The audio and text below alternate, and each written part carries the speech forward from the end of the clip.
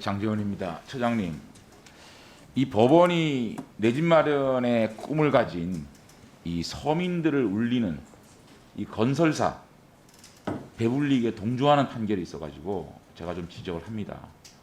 부동산 문제가 이렇게 심각한데 우리 내 집 갖겠다는 서민들을 도와주지는 못할 망정 꼼수 부리는 건설사를 동조한다? 이게 참 놀라운 건데 한번 들어보세요. 공공임대주택 아시죠? 알고 있습니다. 네, 공공임대주택을 분양으로 전환을 합니다. 아시죠? 예, 뭐, 예. 2.5년 만에도 이 지역 주민들과 합의만 되면 분양으로 전환할 수 있지 않습니까? 예. 그때는 분양 가격 이 산정 방법이 나옵니다. 분양 전환 가격 산정. 산정 방식. 예. 건설 원가 플러스 감정 평가 나누기 2 하는 거 아시죠? 예. 그래서 이 분양 전환 승인 가격이 나옵니다. 예. 이 가격은 지방자치단체에서 결정해서 통지를 하게 돼요. 어떤 법에 따르냐면 임대주택법 21조입니다. 건설임대주택을 우선 분양 전환하는 경우 분양 전환의 방법, 절차 및 가격 등에 관하여 필요한 사항은 대통령으로 결정한다. 그 다음에 넘겨보세요. 대통령령은 임대주택의 건축비 및 택지비를 기준으로 분양 전환 당시에 산정한 해당 주택 가격에서 임대기간 중 감가상각을 뺀 산정 가격을 초과할 수 없다 돼 있어요. 산정된 가격을 초과할 수 없다고 돼 있습니다. 그래가지고 이런 공식이 쫙 나와요. 그죠? 공식이 쫙 나오는데 문제는 이 건설업체가 꼼수를 부립니다. 자치단체가 승인한 승인 가격에 수용을 못하고 법원에 행정소송을 제기합니다. 그럼 행정소송이 제기되면 분양 절차가 정지가 되겠죠. 그러면 분양을 받을 사람들은 민사소송으로 유도를 합니다. 그럼 민사소송에서 화해 공고를 결정하게 되고 이 건설사와 이 분양을 받겠다는 분들이 협상을 하게 되죠. 그렇게 되는 과정에서 이 승인 가격을 상회하는 가격으로 분양가가 책정이 됩니다. 이 내용 아십니까? 모르셨죠? 아니 그런 유형의 사건이 많이 있습니다. 그러니까. 예. 그러니까 결국은요. 이 분양을 받은 사람들은 임대주택법에 따라서 관할 지자체에 실거래로 등기를 못합니다. 왜냐하면 이 시청에서는 승인 가격으로만 등기가 가능해요. 그러면 자연스럽게 분양을 받은 사람들은 비싼 돈으로 샀지만 다운계약서를 방식으로 낮은 거래 가격으로 신고할 수밖에 없어요. 이상하지 않습니까 이게? 그래가지고요. 이 무주택자들한테는 900만 원에서 1,200만 원까지 더 건설사에 내야 되는 이런 상황을 만들고 있고 다운계약서 양성하고 있죠. 부동산 실거래하게 만드는 것이 법원이 되는 겁니다. 이 사례가요. 한 사례를 예를 들면 세종시에서 이 시티건설이 2019년 6월 4일 날 분양 전환 신고를 합니다. 세종시에서 승인을 하고 승인 가격을 평균 24평 중식 평균 1억 7,600으로 승인을 하는데 행정소송 제기를 하고 법원에서 이것을 화해 권고를 결정이 나가지고 1억 8,500으로 합의를 합니다. 그러면 1,000만 원 이상이 이 서민들이 건설에 더 내게 되는 거죠. 자, 이렇게 되다 보니까 법원의 화해 권고로 인해서 이 건설사가 얻는 수익이 415세대에 50억 원의 부당이익을 편취하고 있는 겁니다, 지금.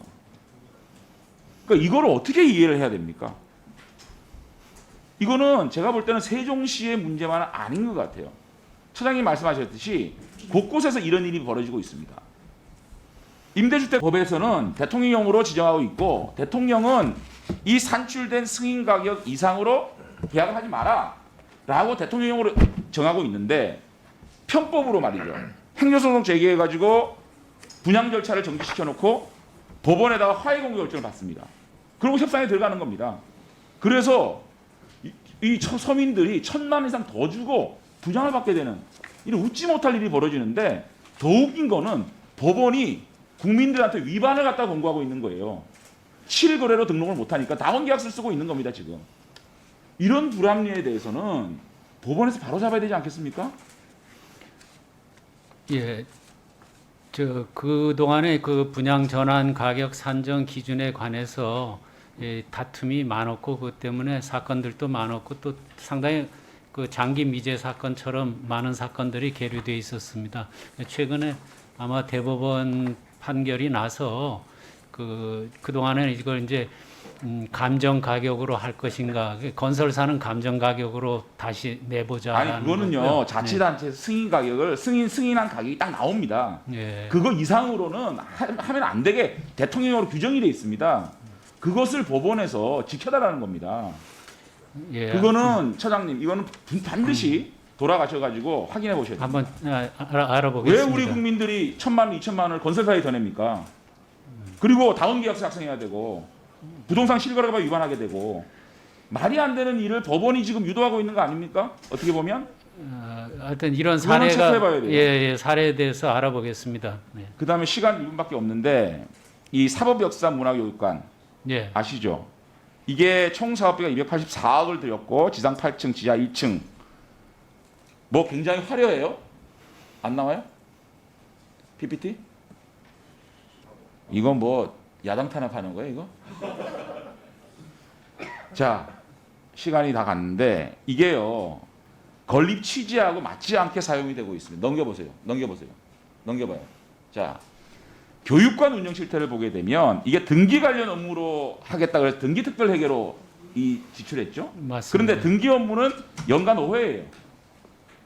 다른 관련 없는 행사에 29회를 대여하고 있고요. 교육관 객실 이용 실태도 보게 되면 등기 업무 관련의 연수는 2.8%예요. 전체 67.7%가 전 현직 법관의 법원 공무원 휴양입니다. 이거는 이렇게 할 바에야는 등기 특별 회계로 회의가 돼서는 안 됩니다. 2015년에 국감에서 이런 지적이 있었습니다. 이건 등기 특별 회계로 가면 안 되고 국유재산 기금으로 써야 되겠다. 이런 지시 우리 해서 대법원이며 이 목적에 벗어난 건물 운영을 하고 있고 회계도 제대로 된 회계 개정이 아니라는 거예요. 지금 이게 굉장히 호화 시설입니다. 이게 전부 다 전직 법관, 법원 공무원들 휴양 시설로 쓰고 있는 거예요. 어떻게 이게 등기 관련 업무를 하기 위한 건물입니까?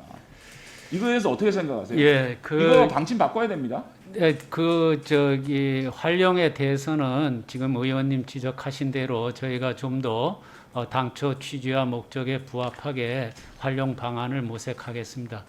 그런데 이제 그 호화 시설이라는 거 보기 나름인데요.